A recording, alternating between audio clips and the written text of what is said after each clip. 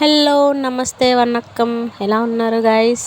ఈరోజు మేమైతే చేపల పులుసు చేపల మీద ప్రయోగం చేసేద్దాం వచ్చేయండి. ఉల్లిపాయ టమాటో ముందు మిక్సీ పట్టేసుకోండి, తర్వాత పచ్చిమిరపకాయలు వేరేగా కట్ చేసుకోండి. అవి బాగా వేగినాయి అన్నాక తర్వాత సాల్ట్ వేసుకోండి, రుచికి సరిపడినంత. కొంచెం కలిపేసుకున్నాక తర్వాత వచ్చేసి మనం కారం వేసుకోవాలి. స్పైసీ ఎక్కువే ఉండాలి, ఎందుకంటే పులుపు వేస్తాం కదా, కారాన్ని చంపేస్తుంది అన్నమాట పులుపు. సో పులుపుని చంపేస్తుంది కాబట్టి కొంచెం కారం ఎక్కువే పడుతుంది, పచ్చిమిరపకాయలు కూడా ఎక్కువే పడతాయి.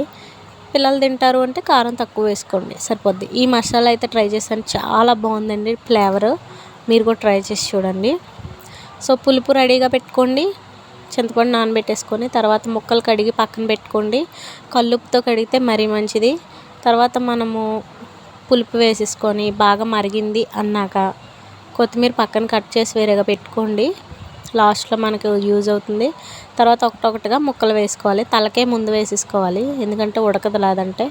సో తర్వాత ఇలా ముక్కలన్నీ వేసుకొని కొత్తిమీరతో గార్నిష్ చేసుకొని 10 నిమిషాలు ఉడికాక స్టవ్ ఆఫ్ చేసుకోండి, అంతే సింపుల్.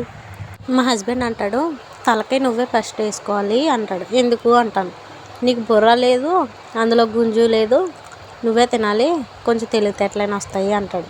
నాకేమో నచ్చదు, ఈ అబ్బాయి ఏమో జోకులు వేస్తాడు. మీ ఇంట్లో కూడా అంతేనా? కామెంట్ చేసేయండి, నచ్చితే లైక్ చేయండి, సబ్స్క్రైబ్ చేసుకోండి. బాయ్.